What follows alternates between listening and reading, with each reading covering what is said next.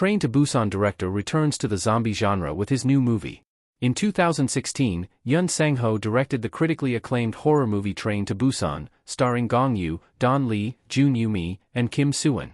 The film elevated the concept of a zombie apocalypse by balancing the high-stakes nature in a tight train with brutal zombie action and emotional human arcs, including a father protecting his daughter.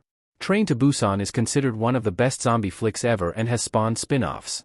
Now, Yeon takes another shot at the zombie genre with a new thriller. Yeon helmed and directed a new horror thriller, Colony, starring Jun Ji-hyun, Koo Kyo-hwan, Ji Chang-wook, Kim Shin-rock, Shin Hyun-bin, and Go Soo. The film had its premiere at Cannes 2026, and the first reviews are trickling in ahead of its release in South Korea. With 10 reviews, Colony has debuted with a 70% score on Rotten Tomatoes. Although it's far from the reception of Train to Busan's 95%, the horror ranks in Yeon's top 5 rated movies of all time. Reviews note that Colony is a fun, action-packed apocalyptic movie, but doesn't quite reach the quality of Train to Busan. Some critics noted that the zombie flick lacks the layered human narrative and style of the 2016 hit, while others still expressed that it's a clever, enjoyable movie due to the zombie action.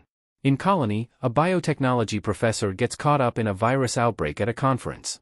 She and other survivors are contained and trapped at the facility as they face the threat of the infected. Since 2016, there have been attempts to replicate Train to Busan's success, particularly with a franchise. The first project, Seoul Station, was released a few months after the zombie hit.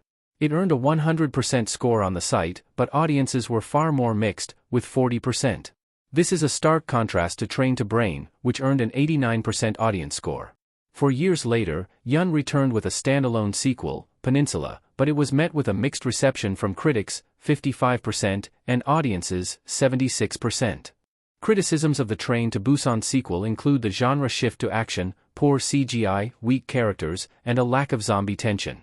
Although the filmmaker has been working on a third installment that would be more similar to the first, there has yet to be any progress.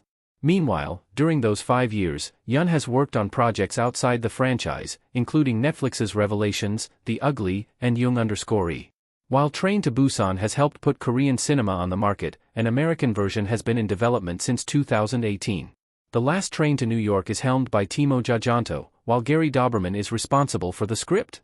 Despite over 4 years of development, James Wan, who is one of the producers, has stated that the movie is still happening. He clarified that The Last Train to New York is not a remake but rather a continuation of the previous projects. While the fate of the Train to Busan franchise is still in limbo, Yeon offers a different take on the zombie concept. Colony is scheduled to release in the United States on August 28, 2026.